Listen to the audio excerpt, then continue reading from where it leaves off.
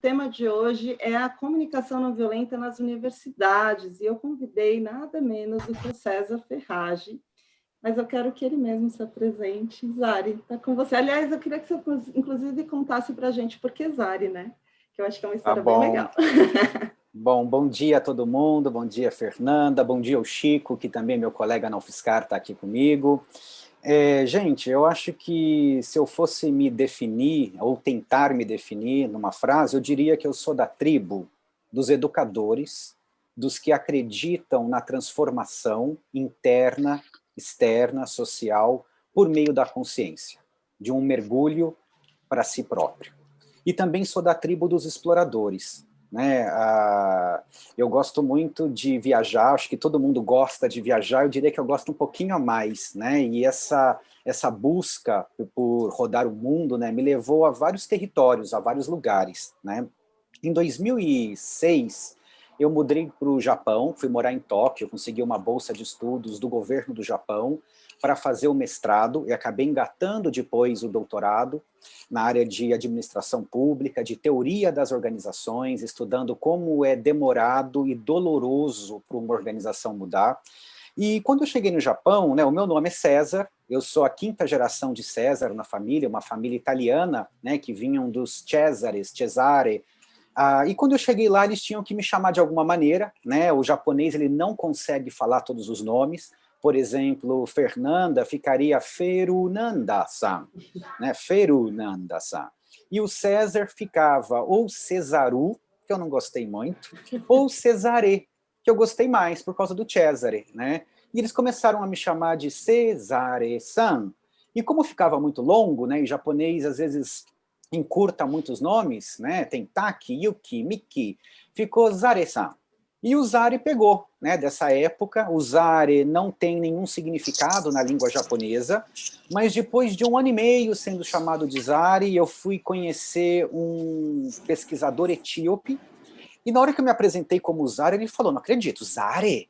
Falei, por quê? Porque na língua do meu país, da Etiópia, a gente tem muitas línguas, tem 83 línguas, mas na língua oficial, o amárico, Zare significa hoje. E daí, Fernanda, eu adorei. Eu achei super carpe diem, né? Let's enjoy today. Vamos aproveitar o hoje. E comecei a ser chamado de Zare no Japão, pela facilidade, acabou virando um nome quase que oficial, né? Quando eu fui para o Japão, e eu acho que trazendo aqui um pouco da temática, né, da comunicação não violenta nas universidades, né, eu tive uma jornada acadêmica, né, de mestrado, de doutorado, fora do Brasil. Né? É interessante porque, assim, hoje eu estou como professor na Universidade Federal de São Carlos, passei num concurso público, faz um pouco mais de 4 anos, e quando eu fui estudar, né, eu acho que eu queria mais era explorar o mundo, era me conhecer. A minha alma clamava por explorar outros territórios, descobrir um pouco mais o que era a Ásia, o que é o Japão, né? Eu fui para lá para ficar 2 anos e eu brinco que o Japão foi um sushi grande demais para digerir em 2 anos. Né? Quando eu comecei a falar japonês, e demorou 8 meses para abrir a boca, demorou 2 anos para começar a falar o básico. Né? E no 3º ano, eu comecei a conversar, eu comecei a circular entre japoneses. Né? Se no início da minha experiência japonesa eu era um estrangeiro num grupo de estrangeiros, a partir do 3º ano eu era o estrangeiro num grupo de japoneses. Então, eu acabei engatando aí o doutorado, muito com a vontade de explorar o Japão, explorar o mundo, né? E eu acho que naquele momento do doutorado, se eu tivesse tido um conhecimento anterior de comunicação não violenta, a minha experiência acadêmica teria sido muito melhor. Né? Eu conheci a CNV no Japão, na época do doutorado, estava no 2º ano, né, eu estudei numa universidade chamada ICU, International Christian University, ou Universidade Internacional Cristã, que é um dos centros de estudos da paz e resolução de conflitos do programa Peace Fellowship, né, ou as Bolsas para a Paz Mundial, do Rotary Internacional. Então, ele é um centro que congrega pessoas do mundo inteiro que trabalham assuntos relacionados com a promoção da paz e resolução de conflito. né? Na minha sala de aula, em Tóquio, eu tinha colegas do Uzbequistão, que trabalhavam a relação do conflito entre uzbeques e kirguizes, tinha colegas da Finlândia, da Argentina, de Israel, cada um com um tema diferente, entendendo a promoção da paz. E nesse processo veio um grupo de canadenses fazer um workshop de Nonviolent Communication, comunicação não violenta. E eu acabei tendo contato com a CNV nesse momento, né? Acho que isso foi lá, não sei, no final, talvez no ano 2010, mais ou menos, faz aí já uns 11 anos, e comecei a achar muito interessante, inclusive pelo meu processo de doutorado, né? Eu acho que, às vezes, o mundo acadêmico, ele é muito um quarto escuro, que você vai tateando e tentando entender para onde eu vou, só que com muita solidão, né? E a CNV foi meio que um chamado naquela linguagem mais autoempática, né, reconhecedora dos sentimentos, das sensações, do que é o ambiente, para que eu me conectasse muito com a minha essência, né, e fosse até o fim do doutorado. Acho que quem passa por doutorado vai me entender, tem uma hora que você pensa assim, não, isso aqui não é para mim, eu vou desistir. Eu acho que tá legal, né? Mas será que é? E me permitiu, naquele instante, começar a me explorar um pouco mais, né? Naquele momento, eu tinha um grande amigo que fazia o mestrado dele, mas a gente pegava algumas aulas, o Yuri Haas, que é um israelense brasileiro, um grande professor de comunicação não violenta, que junto com a esposa dele, a Sandra, começaram a organizar alguns workshops de comunicação não violenta para a comunidade DKSEG, né?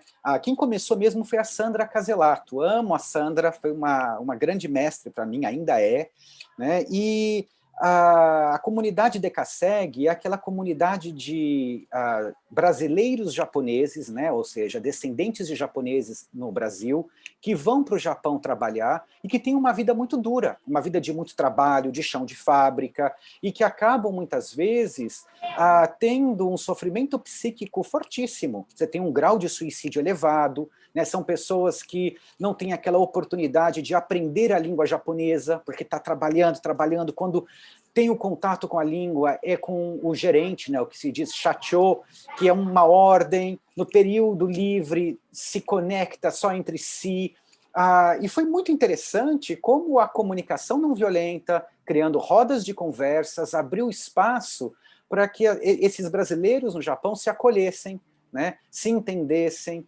e conseguissem lidar melhor com os seus conflitos, né? Eu voltei para o Brasil em 2011, terminando o doutorado, comecei a trabalhar na Prefeitura de São Paulo, tive um trabalho muito interessante na Secretaria Municipal de Segurança Urbana, junto com a Guarda Civil Metropolitana de São Paulo, trabalhando com articulação comunitária, diálogo, o papel, né, do guarda civil ou do policial militar mesmo, enquanto um comunicador de riscos, alguém que funciona muito como um bombeiro social, né? É interessante assim que os guardas, os policiais que eu conheci, Fernanda, é impressionante o número de partos que policial já fez. Porque vai nascer o bebê, não sei o quê, para quem que eu ligo? Ligo para o 90, e a polícia está lá, né? Então, assim, tive uma passagem pela gestão pública muito interessante de entender esse papel do diálogo, e nesse paralelo eu fui picado pelo bichinho da docência. Eu comecei a dar aulas. Então eu volto para o Brasil e vou dar aulas de Ásia, a princípio, no curso de Relações Internacionais, na ESPM, e foi aí que eu comecei a explorar a CNV no ambiente universitário a partir do ensino, né? E hoje eu acho que a gente vai falar aqui dessa tríade tão importante que é ensino, pesquisa e extensão. E como se desenvolveu, né, acho que esse meu percurso com a CNV dentro da universidade. Estou aqui já entrando no tema, né? Não sei se você quer me perguntar algumas coisas, ou eu posso indo... Eu acho que uma coisa fluindo. legal que você está falando, que conheceu a comunicação não violenta no Japão. E você sentiu diferença cultural do uso da CNV no Japão e aqui no Brasil? Olha, bastante, né, Fernanda? E claro, eu conheci a CNV no Japão com um grupo de brasileiros no Japão, em português. Tá? A sociedade japonesa, isso seria uma outra live, né, que dá para a gente Outra fazer. live. É uma sociedade, né, que culturalmente tem uma estrutura coletiva muito diferente da brasileira. Né? O japonês é aquela história muito ligado com o coletivo, que muitas vezes é bem perverso essa conexão, ou seja, de tentar ao máximo possível não demonstrar aquilo que sente, né? Seguir as normas, a um custo psíquico interno muito alto. Por isso que o Japão, assim como a Coreia do Sul, a China, muitos países do Oriente, têm níveis de suicídio muito alto, de depressão, né? Então, eu diria assim, a CNV, enquanto processo de autoinvestigação, de descoberta da própria alma, ela vai ser aplicável em quaisquer sociedades. Mas eu diria que ela é tão poderosa, né, quando a gente se imbui, a gente se nutre desse percurso, que, para mim, ela rompe as barreiras culturais. Eu já facilitei processos de CNV no Japão, em inglês, no caso. Tá? Eu vou dizer assim, eu falo japonês para o dia a dia, mas é uma língua muito difícil para as nuances. Aliás, a Giovana está perguntando como é que eu também tinha essa pergunta, tá? Como que você estudou sem saber a língua lá no Japão? Eu estudei tudo em inglês, né? Como eu estudei na International Christian University, numa universidade internacional, eu já fui com a humildade de dizer, olha, um doutorado já é difícil em português, fica mais difícil em inglês, em japonês não é o meu interesse. Até porque eu fui para lá adulto, com 25 anos, né? Então eu aprendi o japonês já numa outra fase.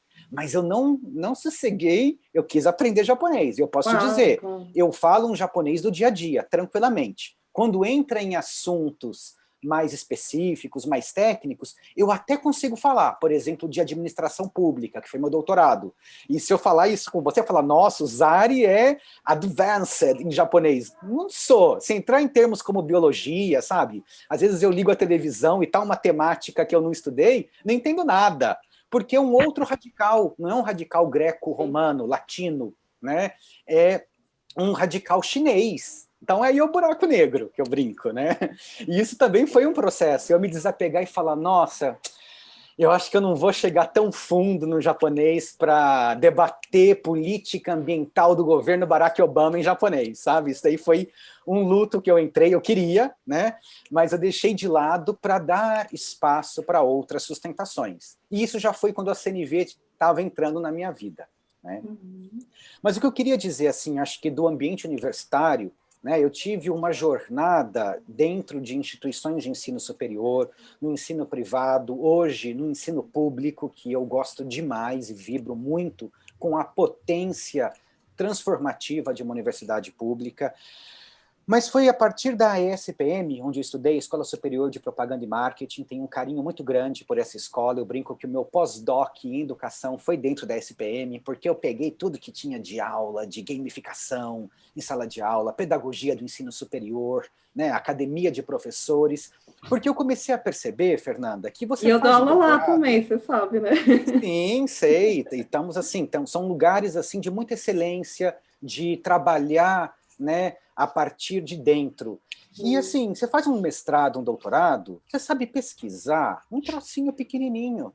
É isso que prova um doutorado. Você sabe fazer pesquisa.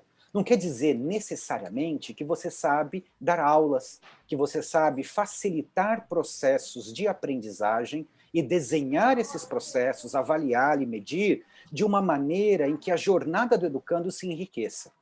Né? E eu percebi, no curso me foi dada uma matéria chamada Negociação e Diplomacia, no curso de RI.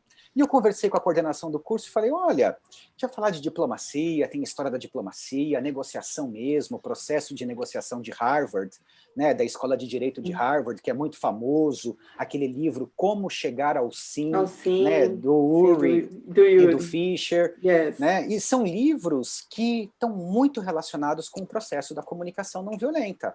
Se você olha, por exemplo, para o histórico do Marshall Rosenberg, quem criou a comunicação não violenta, ele estudou um tempo com o Carl Rogers, que tem a abordagem centrada na pessoa, né, uma abordagem humana, né, assim como os autores do Como Chegar ao Sim. E o que acontece aí? A gente começa a entender que numa sala de aula existe um currículo oculto que está muito subjacente àquilo que é o conteúdo per se, né? Como que a gente trabalha soft skills? Então eu comecei nesse laboratório de CNV, toda semana, 2 vezes por semana, na graduação, a trazer um workshop de CNV dentro da universidade.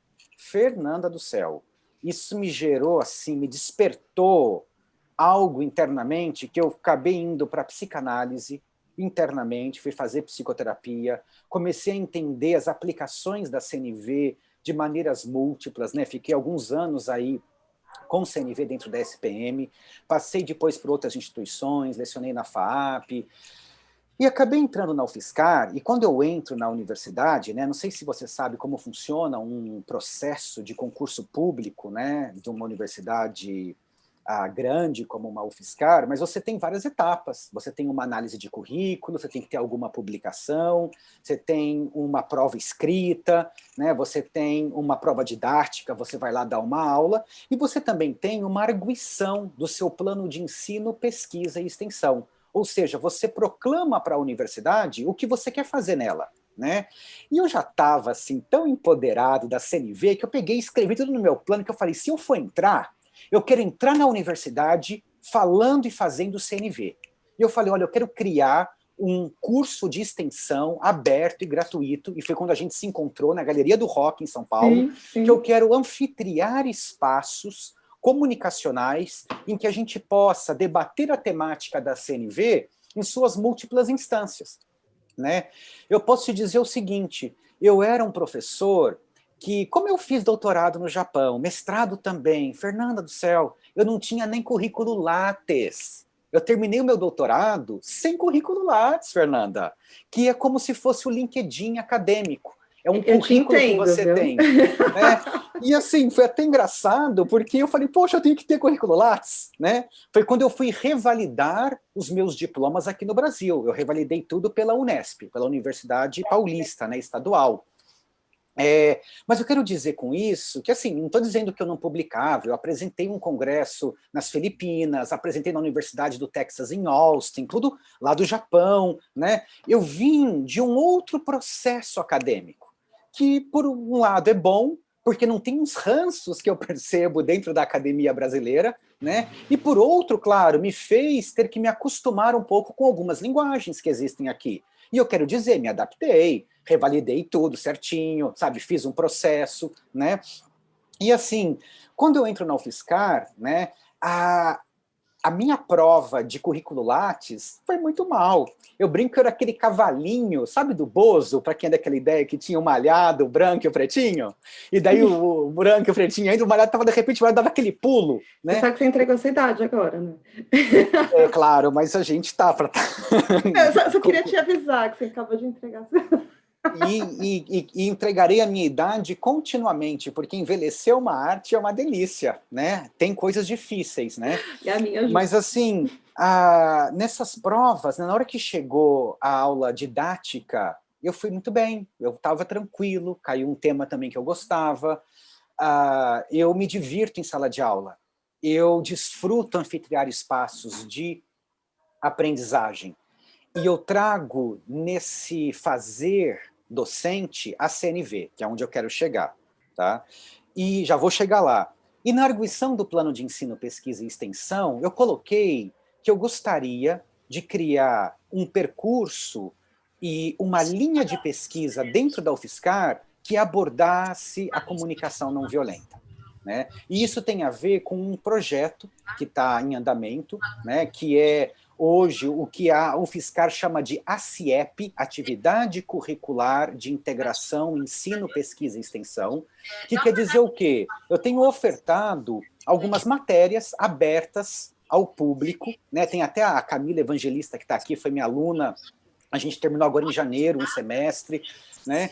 Que são encontros para se debater a comunicação não violenta em diferentes instâncias, né?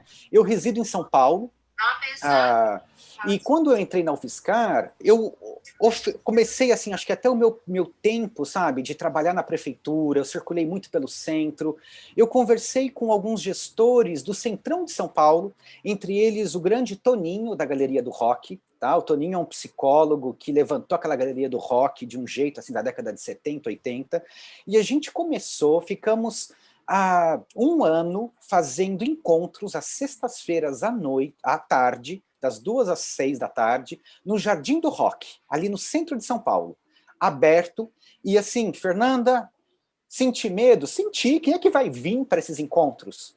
Quem é que vai estar ali debatendo? E foi maravilhoso o que aconteceu nesse um ano.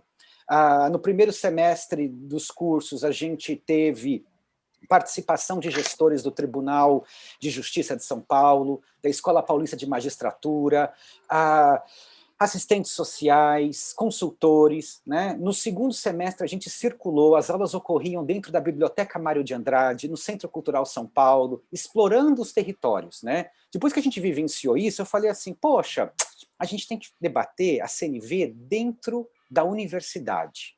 Como que se dão os diálogos? Quem é que faz curso, né? Isso veio muito assim, até de uma provocação que eu fiz, né, quando foi a última vez que você conversou com, se você é professor, que você teve uma conversa com um aluno mais profunda, com um técnico administrativo, ou com algum profissional terceirizado da segurança, da limpeza, né? E assim, as pessoas conversam muito. E numa dessas conversas que eu estava tendo com um terceirizado da segurança na UFSCar, eu descobri que essa pessoa nunca fez um curso dentro da UFSCar, tá? Estava conversando com tem a Michele da limpeza, quando eu entrei na UFSCar, ela entrou também na limpeza. Ela nunca fez um curso. E eu falei, Michele, você gostaria de fazer algum? Ai, professor, não sei, gostaria, tal, né? E a gente criou esse curso de comunicação não violenta na universidade para debater as conversas e as não conversas, né? Estimulando as pessoas a entrevistarem outras pessoas, não só se você é aluno, não só um aluno, vai lá, converse com um professor, converse com uma secretária de curso, converse com alguém que está lidando com os espaços em que a gente circula, né? E tem sido assim muito interessante, tá? Em termos de extensão, a gente tem assim, eu vejo um despertar para a qualidade do campo de conversa que temos na universidade, que faz a gente se aprofundar na nossa qualidade de presença. Tá? Isso é uma frente, né? E posso explorar um pouco mais como foi, mas eu queria dizer que criamos também uma frente de pesquisa, tá? Assim, de pesquisar como a CNV tem se desdobrado hoje no Brasil. Né? Isso surgiu a partir, assim, acho que de um processo interno meu, sabe, de terapia, de falar assim, poxa, o que eu quero contribuir para com a CNV? E eu vejo muita gente no saber fazer CNV, no know-how. Eu vejo muitos partilhadores maravilhosos que existem nesse Brasil afora, que existem nesse mundo afora, né? Diferentes treinadores de CNV em diferentes áreas, em justiça restaurativa, na área de família, né, na área mais terapêutica, a gente tem CNV na saúde, que é maravilhosa, pensando assim como capacitar médicos, né, para dar um diagnóstico de uma maneira empática e ao mesmo tempo assertiva e acolhedora. E eu falei assim, poxa, eu queria trabalhar um pouco no fazer saber, né? Não só no saber fazer, no know-how, mas no fazer saberes, no pesquisar o que é a CNV, qual que é um retrato da CNV hoje. E em 2019 eu tive a oportunidade de participar do IIT, que foi um congresso internacional de comunicação não violenta. Muita gente pergunta o que é o IT, não entendi, aquele país? Não, é IIT, né? International Intensive Training, que é um encontro promovido pelo Centro de Comunicação Não Violenta dos Estados Unidos, que foi fundado pelo Marshall Rosenberg, discípulos do Marshall, né? Acontecem esses encontros intensivos em diferentes países, e a gente teve um encontro no Brasil, eu tive o privilégio de participar enquanto tradutor, né, dos international trainers, né, dos treinadores internacionais que vieram da Romênia, da Inglaterra, da Argentina, dos Estados Unidos, então de estar acompanhando, tivemos um grupo de 120 pessoas, e durante esse evento a gente tem algumas oficinas que os próprios participantes oferecem, né? O IIT é um evento maravilhoso, assim, ele é transformador, ele cria uma egrégora do pensar muito bacana, de praxis, né? Da teoria da CNV, aliando com a prática, e a gente realizou uma oficina perguntando para aqueles participantes o que eles gostariam de saber a respeito da CNV no Brasil.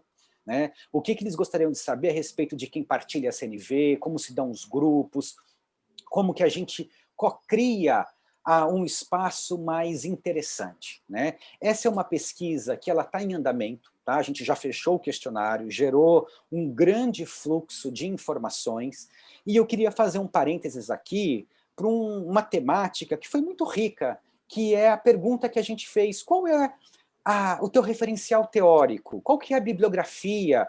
De onde você aprende, seja isso por livros, por workshops, né? Não necessariamente tem que ser lendo um livro, quais são as práticas, né? E eu estou fazendo um mapeamento de quem são essas pessoas que inspiram a comunidade brasileira, né? A gente teve 85 respondentes dessa pesquisa, né? E assim, é maravilhoso, Fernanda, porque a gente vê uma base epistemológica do norte, em alguma medida. Então você tem Marshall Rosenberg, tem Brené Brown, tá? Como grandes nomes, mas a gente tem, por exemplo, Dominic Barter, que é um inglês que reside no Brasil há vários anos, já participei de encontros com ele, maravilhoso, como um grande mestre. E a gente também tem alguns teóricos do Sul, temos Maturana, temos Paulo Freire, né, temos Elisama Santos, com educação não violenta, a gente tem uma área que vai muito para a teoria das organizações, com Peter Senge, com Otto Scharmer, da teoria U, tem uma área de conhecimentos ligados com a psicologia norte-americana, né? Então isso já dá pano para muita manga, né, para a gente entender como que se dão essas práticas. E o que eu quero dizer, assim, trazendo mais hoje por o que está vivo no meu dia a dia, no ensino, né, na prática administrativa dentro da universidade. Voltando lá para aquele Zari que estava no Japão, tateando o escuro, né, fazendo um doutorado, né, entendendo o quão duro é, muitas vezes, o discurso universitário. E eu acho que essa é a mensagem que eu gostaria de passar aqui.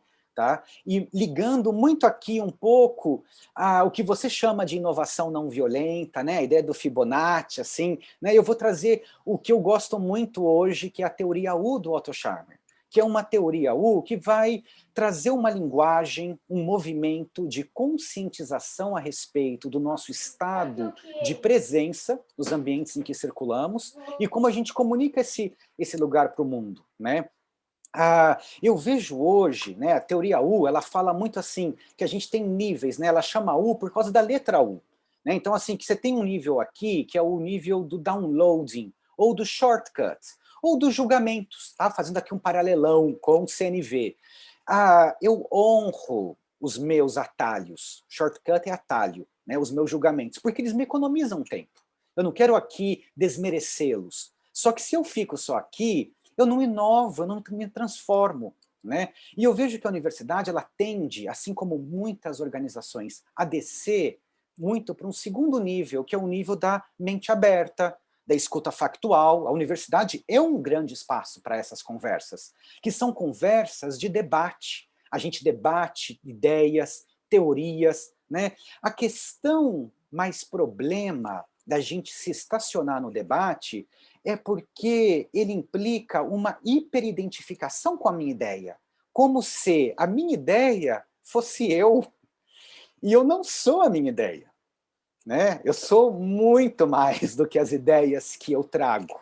Eu sou muito mais que o doutorado que eu trago. Tudo bem, o meu doutorado pode ter aberto a porta para eu entrar na UFSCar ou entrar numa universidade, mas o que passa pela porta é a alma, é a jornada de vida. Assim como a gente tem nos espaços de conversas dentro de uma sala de aula, na graduação, no mestrado, no doutorado, na pós, né? Há várias jornadas ali. Né? Quando eu consigo me conectar com o coração, e aí é difícil, né, abrir esse coração e abrir uma escuta mais empática, do sentir junto, eu entro num espaço de diálogo que me permite, inclusive, enquanto professor, né, nessa figura que eu sustento, enquanto docente, enquanto alguém que traz saberes, que traz conhecimento, escutar o outro, um pouco mais dos outros conhecimentos. Tá? E eu tenho aqui vários exemplos para te falar das aulas que eu leciono. Né? Por exemplo, eu leciono empreendedorismo. Tá? E o empreender, para mim, é, acima de tudo, empreender a própria alma. É empreender, entender o propósito que cada um tem. Né? Na graduação, o meu perfil de aluno seria a mulher negra periférica. Tá? Um curso que eu estou, assim, 30% do curso. E quem que eu trago para essa sala de aula como exemplo? Quais são os autores que eu converso? E o que eu entendo enquanto lugar de fala dessas alunas? Eu não sou uma mulher negra jovem, tá? E nunca serei, mas eu posso dar espaço aqui para escutar um pouco quais são as dores que existem aqui. Né? E quando eu entro nesse diálogo, muito mais do que eu estar lá com as teorias do que é o empreendedorismo, né? As grandes jogadas, eu posso trazer, sei lá, startup enxuta, falo de coração da mudança, eu posso trazer muitas... A gente tem, né, em alguns momentos, um espaço de conexão, né, de trabalhar condições de aprendizagem que daí fazem com que cada um se nutra no contexto em que está. Né? Então, eu escutar contextos, eu comecei a escutar muito mais. Né? E isso me permite descer aquele último nível que a teoria U chama, que é o da vontade aberta, que é de uma escuta generativa que me coloca em um fluxo transformativo. De eu, de repente, junto com os estudantes, começar, nossa, a me transformar também. Eu digo que a cada semestre eu morro um pouquinho e eu renasço um pouquinho. Né? Rosari, só Ah, fazer um comentário do que você está falando. Isso que você está dizendo vem das suas palavras com muita naturalidade, mas não é uma realidade em todo o mundo acadêmico, né? Porque o que acontece? Quando a gente está muito dentro desse mundo acadêmico, muito dentro das pesquisas, muito dentro das teorias, às vezes há um distanciamento da teoria e da realidade, né? E eu acho que tem uma coisa que a comunicação não violenta ela traz, que é essa autoconexão e a empatia.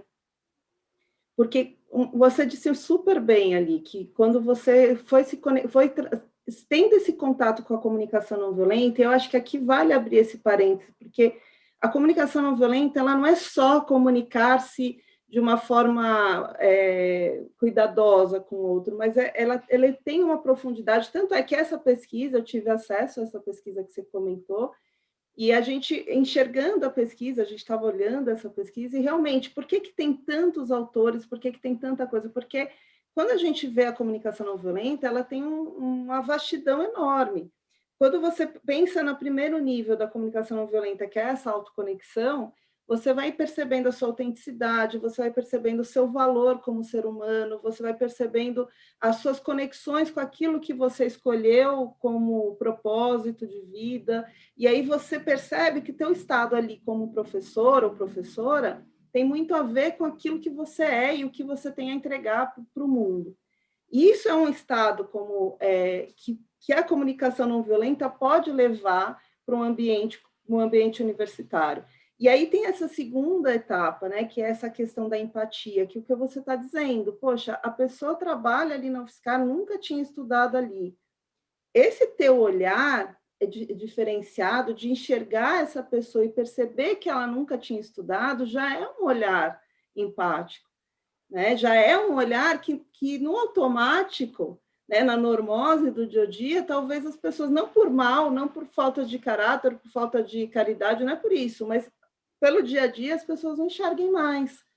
Então, quando a gente começa a trazer a comunicação não violenta, o papel professor ou qualquer outro papel ali dentro da universidade, você começa a enxergar o outro na essência do outro. Então, empaticamente, você fala assim, que agora é a fala que você trouxe.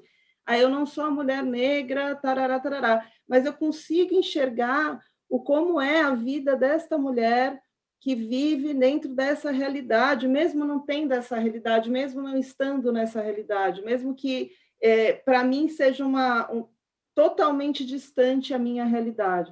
Então, a gente começa a desenvolver essa empatia mais cognitiva, essa empatia mais afetiva, e eu acho que é aí que entra o ponto que a gente está trazendo aqui. Não sei se faz sentido para vocês, Ari, mas a importância de trazer essa cultura da comunicação não violenta dentro das universidades para se quebrar tanto essa dissonância que tem, né, do teórico para o prático, para a vida mesmo, né, para o dia a dia. Não sei se você sente isso, porque para mim ainda eu acho que existe esse distanciamento. A gente tem eu, você, esse grupo que a gente conhece de pessoas que já estão ali dentro da CNV já é outro olhar, mas não é ainda 100% em todas as universidades, em todos os E ambientes, né? daí, eu acho que pegando esse gancho da teoria com a prática, né, eu gosto de trazer muito para a experiência, né?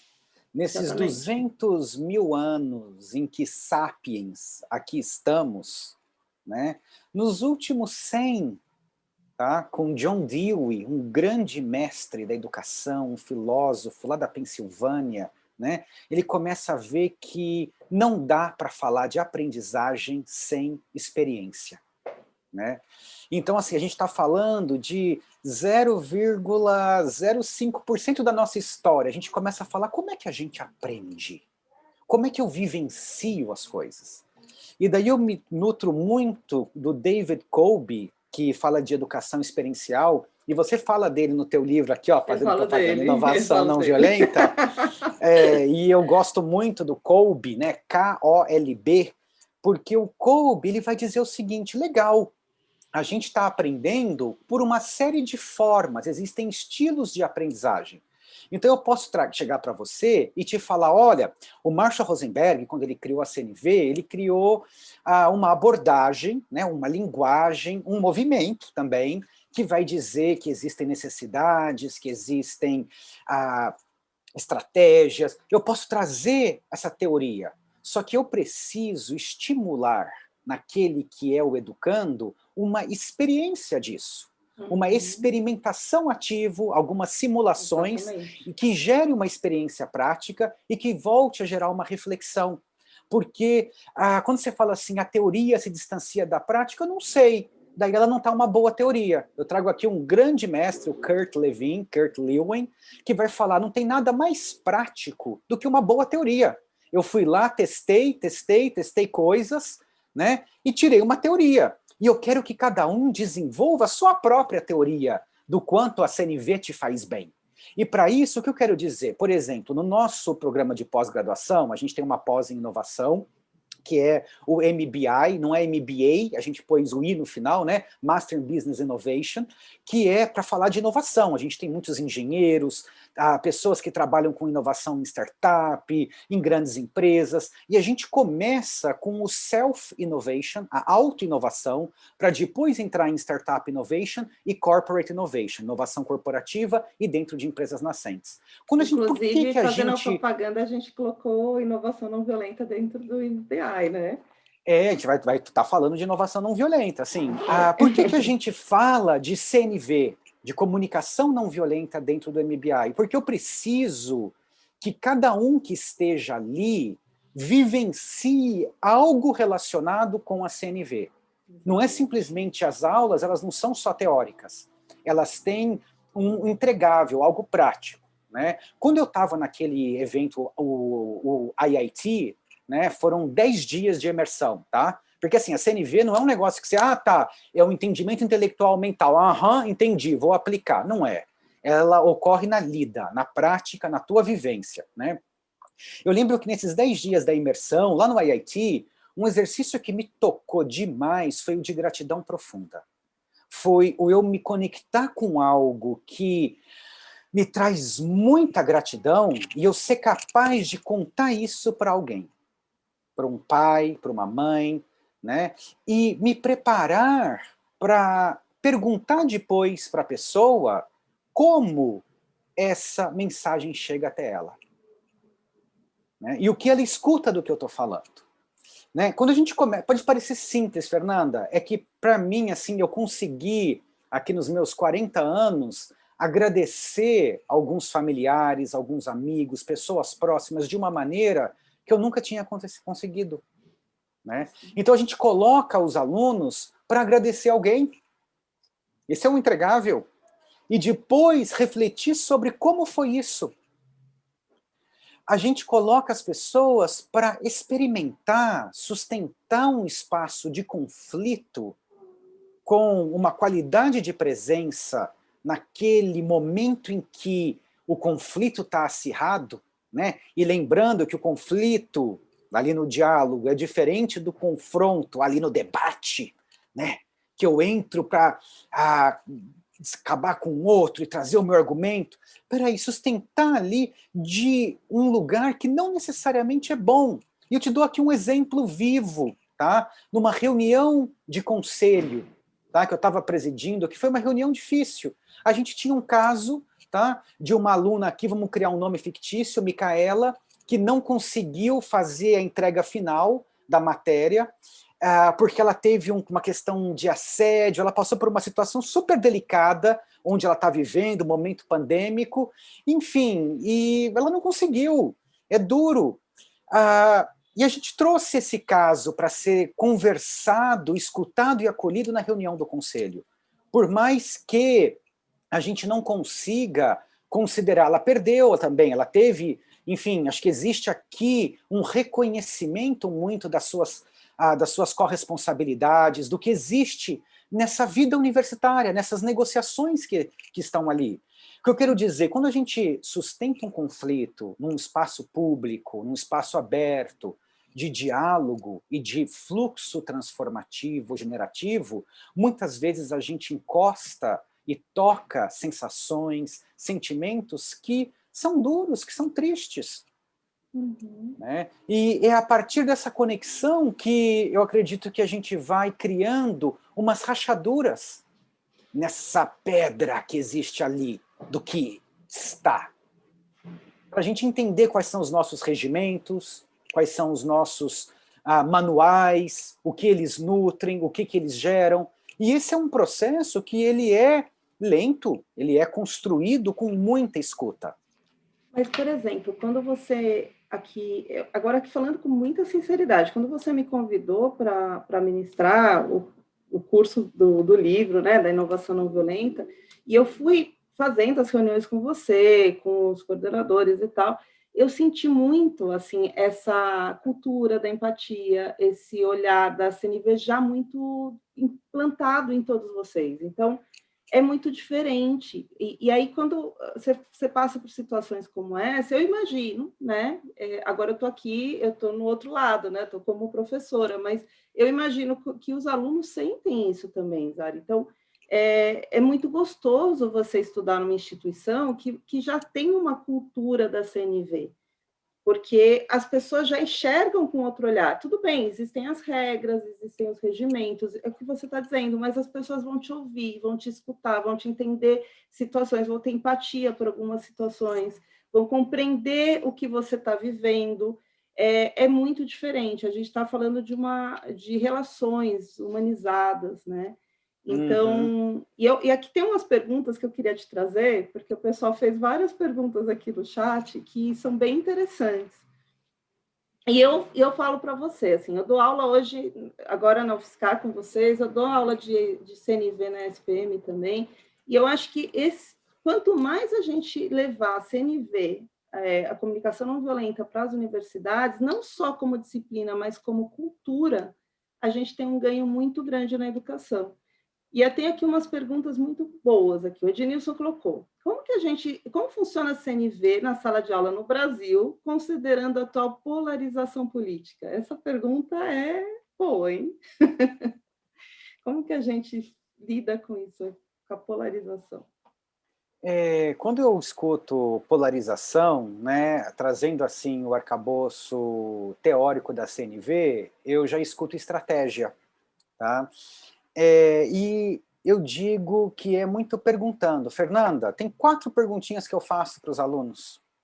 E refaço continuamente, eu faço para colega docente, professor que dá aula comigo no curso, eu já fiz para a secretária do curso de turismo, que me ajuda muito, maravilhosa, faço para inúmeros níveis, assim. A primeira é, qual é o teu maior objetivo na vida? E como eu posso ajudar a alcançá-lo? E eu pergunto na vida e aqui nessa sala de aula, aqui nessa matéria, aqui nesse processo junto. Só quando eu pergunto isso, eu já estou puxando um pouco a força e a beleza da necessidade, usando linguagem de CNV, ou do propósito, ou estou instigando, opa, nunca perguntei. Então, assim, eu entro num curso de empreendedorismo. Existe uma série de crenças limitantes sobre o que é um empreendedorismo. Espera aí, vamos entender primeiro você, né? E como eu posso ajudá-lo? Depois tem a segunda pergunta, que métricas você vai utilizar, que critérios, para mensurar se a minha contribuição para o teu trabalho foi positiva?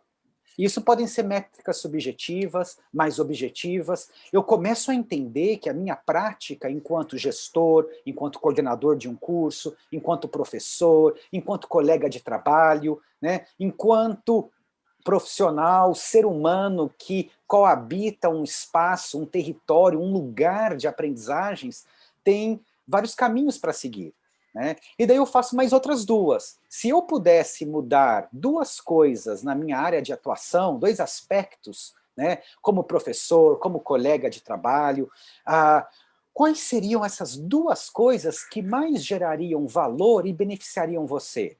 Nossa, Fernanda, vem insights aí fenomenais. Né? E por fim, faço a pergunta, quais seriam as barreiras sistêmicas, se houver alguma, que impedem que pessoas no meu cargo, na minha posição, satisfaçam os seus anseios? Ou, em outras palavras, o que está atrapalhando? Né? Para entender também que não existe simplesmente um peso do sistêmico em cima do indivíduo, e eu que tenho que resolver tudo. Né? Mas acho que assim, quando a gente começa a olhar para o que importa, essas polarizações, os ruídos, eles se desfazem. E eu preciso sustentar aqui na minha própria prática também uma qualidade de amorosidade, né, que você leu aí, e eu tenho como propósito de vida, né, conectar pessoas e saberes com profundidade, arte e leveza para gerar uma sociedade mais consciente e solidária. É para isso que eu estou aqui. E o ambiente universitário, democrático, ele é um ambiente que ele é além do debate acadêmico. Ele é um ambiente de diálogo e muitos diálogos acontecem. Né? Eu acho que O que a gente quer é que aconteça mais. E de transformação, porque transforma vidas. E eu acho que quando você fala diálogo, né, dial é divino, e logos é palavra, então a gente está falando uma palavra divina. A polarização nada mais é do que opiniões divergentes.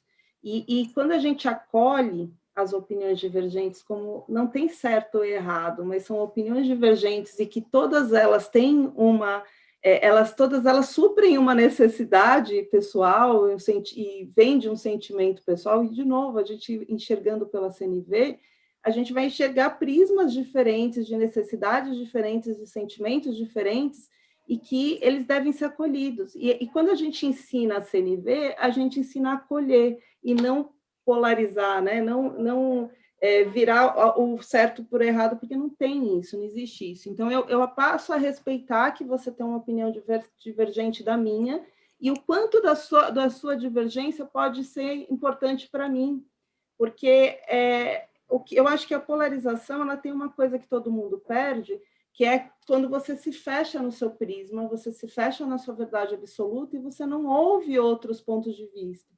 Então, um dos pontos que a gente mais pratica na CNV, e que, aliás, eu uso a CNV como base para a inovação, é justamente o acolher os prismas diferentes, né? Acolher aquilo que, para mim, é absurdo, como algo que eu preciso entender no ponto de vista do outro, que é a simpatia cognitiva, né? Para mim aquilo é absurdo, mas deixa eu entender na sua lógica, no seu mundo, na sua realidade, da forma que você pensa, o porquê aquilo faz sentido para você. Então, E quando a gente pratica a cultura da CNV, Ednilson, a polarização ela não existe. Ela existe divergência de opiniões que podem se somar de alguma forma ou se respeitar. Né? Então, e entender esse espaço, esse lugar da universidade, não apenas como um lugar da gente pensar junto, mas também um lugar da gente sentir juntos isso. E agir junto. Né? Quando a gente ignora as evasões, para mim, cada aluno que evade um curso, existe uma dor aí, um grito não escutado.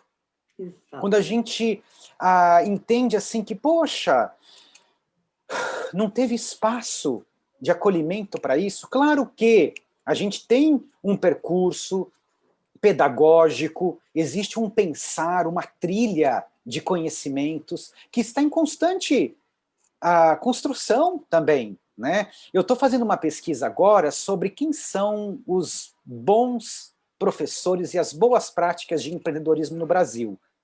Estou com o Arthur e com a Maria Angélica, que fazem parte do grupo de pesquisa. E assim, teve alguns que eu entrevistei, gente, é uma capacidade de escuta e de sentir junto com o educando que faz com que alguma coisa muito maravilhosa flore aí, sabe? Eu acho que isso... Fica aqui essa pergunta, né? Qual que é o futuro das universidades? Eu vejo como seria uma egrégora, um espaço da gente pensar junto apenas? São espaços da gente sentir os problemas da sociedade juntos? E quando eu falo sentir, é sentir junto com a sociedade civil, articulada, junto com ONGs, junto com empresas, né? Junto com outros órgãos de governo. E essas articulações, elas existem. E eu vou te dizer, Fernanda, a UFSCar é um espaço de excelência, me encanta o que se constrói, os lugares por onde eu já circulei, sabe? Por exemplo, quando a gente faz a nossa imersão em biomimética na Floresta Nacional de Ipanema, pela pós-graduação, quando o campus Sorocaba da UFSCar foi criado, né, ele já foi criado sob uma perspectiva da sustentabilidade em Sorocaba. Esse campus, a UFSCar, ela tem o campus originário em São Carlos, ela é multicamp, assim como a USP, né, tem USP Ribeirão, a Unesp, tem vários campi, a UFSCar tem 4 campi. Né, o de Sorocaba ele já foi criado pensando em sustentabilidade e em diálogos e articulações com outros órgãos federais. Então a gente vai, por exemplo, para a Floresta Nacional de Ipanema, que está em Iperó, e a gente vai fazer uma imersão em biomimética, que junta biologia com engenharias, design e negócios, né? Como eu me inspiro no design da natureza para inovar e criar planos de negócio, né? Poxa, eu estou escutando ali o que alguns gestores da FLONA, da Floresta Nacional, têm como demanda. A gente põe os alunos para dialogar com isso, né? E eu levo para os alunos do turismo, né, junto com a professora Cassiana, que é minha colega no turismo, para fazer um projeto de turismo de base comunitária com os assentados dentro do território Ipanema, do MST, que estão produzindo vários produtos orgânicos e a gente leva holandês. Olha só quantos saberes que estão circulando, quantas escutas e quantos campos de conversa que nos convidam para um mergulho nesse fluxo criativo. Das empresas falarem, poxa, eu posso entrar com muito mais qualidade, né? Para que o aluno que saia, ele tenha essa consciência de que, poxa, a minha ação no mundo, ela é transformadora. E a educação, ela está aqui para isso, para a gente refletir sobre a experiência, né? Acomodar esses conhecimentos com práticas e com experiências concretas, teorizar acima disso, né, em cima disso, e com isso a gente girando assim uma espiral que reverbera muita ação transformadora no mundo. Saberes, ação transformadoras no mundo, e eu digo aqui, sentidos, sentimentos, sensações. A universidade, ela é um lugar pulsional. A gente co-sente junto. Se a gente não co-sentir, a gente não vai aprofundar e investigar aquelas transformações que precisam ser feitas na sociedade atual. O mundo está VUCA, está volátil, está incerto, está complexo, está ambíguo. As universidades, elas estão se reinventando. E elas estão se reinventando de dentro para fora. Eu concordo. Aliás, até esse olhar que você falou, né, da necessidade não atendida da CNV, um aluno que está com problemas, antigamente tinha esse olhar, né, o aluno que está com problemas, o aluno que se rebelde, esse é o aluno que está com uma necessidade não atendida, esse é o aluno que eu preciso dar mais atenção, esse é o aluno que eu tenho que ter mais amorosidade, esse é o aluno que eu tenho que acolher, né? Então, eu tive uma experiência, eu sei que a gente vai fugir um pouquinho, que a gente está falando de universidades, né? Eu já tenho trazido a CNV para as universidades, mas eu tive uma experiência na pandemia de levar para a escola. E aí eu lidei com Fundamental 1, Fundamental 2 no ano passado. E aí a gente pega, né, alunos mais jovens, né? E aí você pega os alunos mais rebeldes também. Quando você acolhe os mais rebeldes, você percebe que esses são os que mais precisam, né? Porque eles estão com as necessidades não atendidas, estão com sentimentos aflorados. E quando eles são acolhidos, o resultado é incrível. Então, por que eu fiz um parênteses saindo um pouco da universidade? Porque o meu sonho é que a CNV não ficasse só na universidade, mas entrasse no sistema educacional como um todo. Porque se a gente pudesse levar isso desde a formação, né, básica, do fundamental, quanto que a gente não ia lidar melhor com problemáticas que a gente vive como adulto, sabe?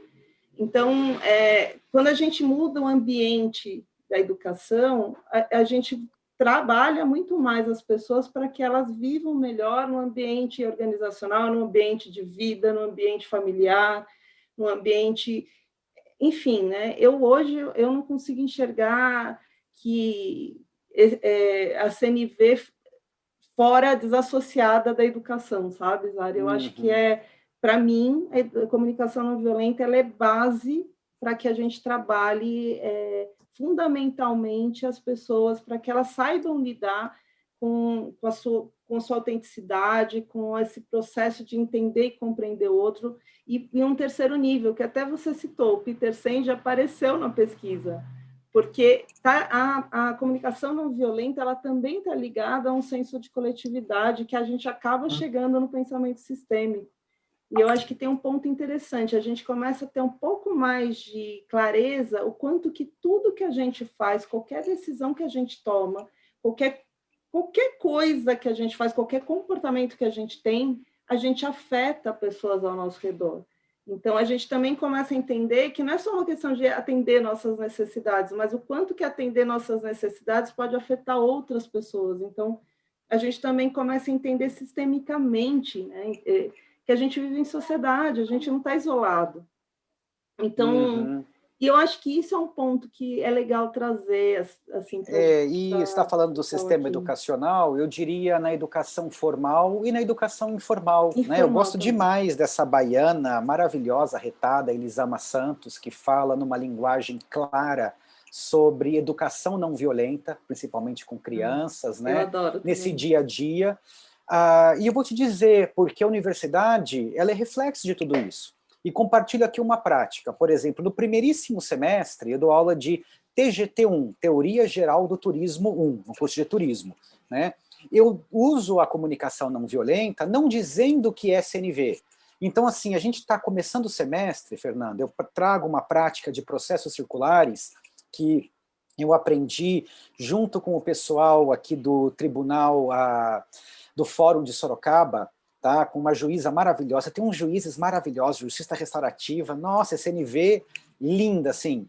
O que eu faço? Montão de gente bicho, calouro, entrou. A gente pega um bastão de fala, pode ser uma caneta, com o qual a gente vai escrever o nosso futuro, a gente senta em círculo e circula esse bastão. Quem tem o bastão, fala. Quem não tem, escuta.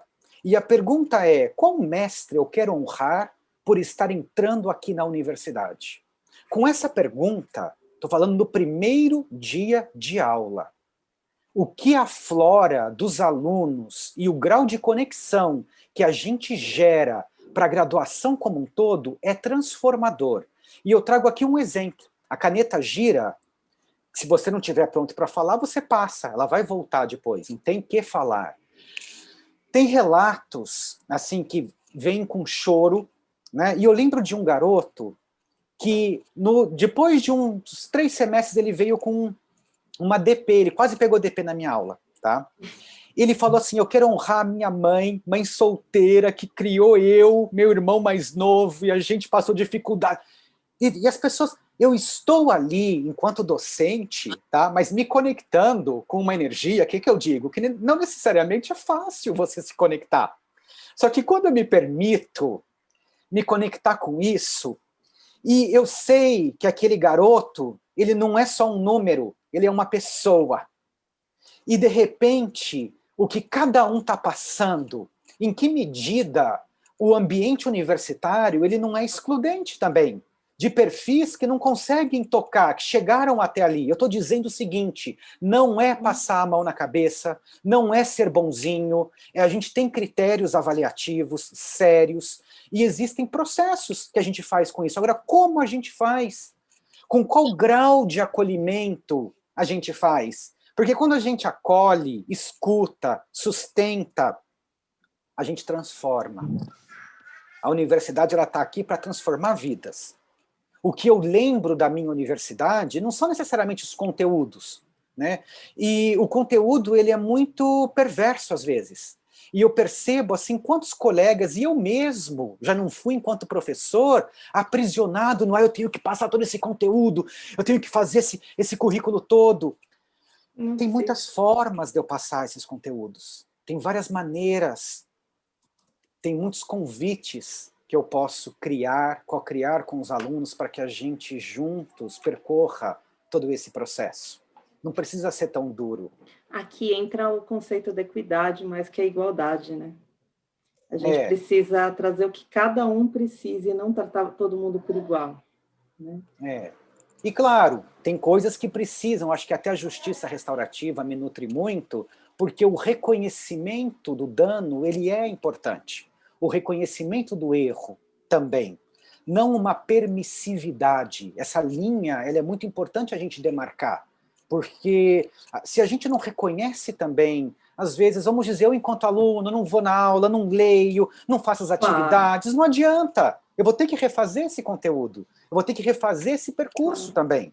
Né? Por N razões, eu tive problemas, que se refaça, que a gente reconheça, e nesse refazer a gente crie mais aprendizagem, crie mais transformação, mais inovação. A gente já estourou o tempo, mas tem várias perguntas, eu vou ler pelo menos mais uma para a gente fechar, da Fer Marreta, que ela fez assim, então, como ver a CNV como campo de conhecimento, pesquisa e extensão dentro das universidades? Para mim, Fê, e a Fê Marreta foi aluna no curso, né? Eu vejo um campo em construção, eu vejo uma co-construção em que vários professores, alunos, interessados, juntam as suas mãos, as suas mentes e os seus corações para elaborar jornadas mais significativas. Eu concordo com você, eu acho que quanto mais eu mergulho na CNV, mais eu vejo ela como base de N coisas, e quando eu vejo dentro das universidades como um campo de pesquisa, como um campo de extensão, eu vejo que é algo que, quanto mais a gente for co-criando, quanto mais isso for sendo pesquisado, mais a gente vai perceber o quanto que é muito maior do que a gente imagina, sabe, Zari?